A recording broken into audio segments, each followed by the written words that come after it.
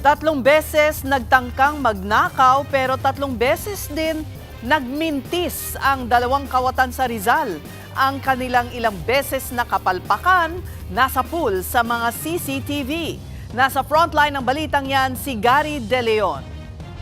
Sa CCTV, kitang-kita ang lalaking naka-helmet na huminto sa isang drugstore sa Baras, Rizal. Bit-bit ang bolt cutter. Todo effort siyang putulin ng kandado ng roll-up door.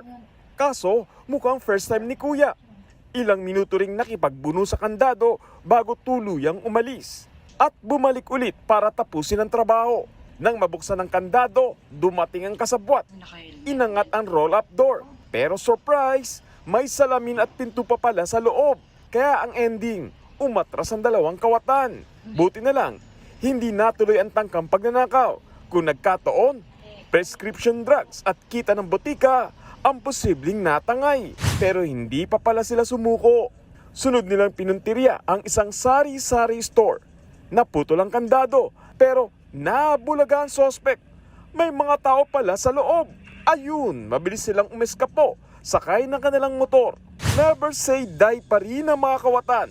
Sa isa pang tindahan, sinubukan na naman nilang gamitin ang bolt cutter pero olats pa rin sila.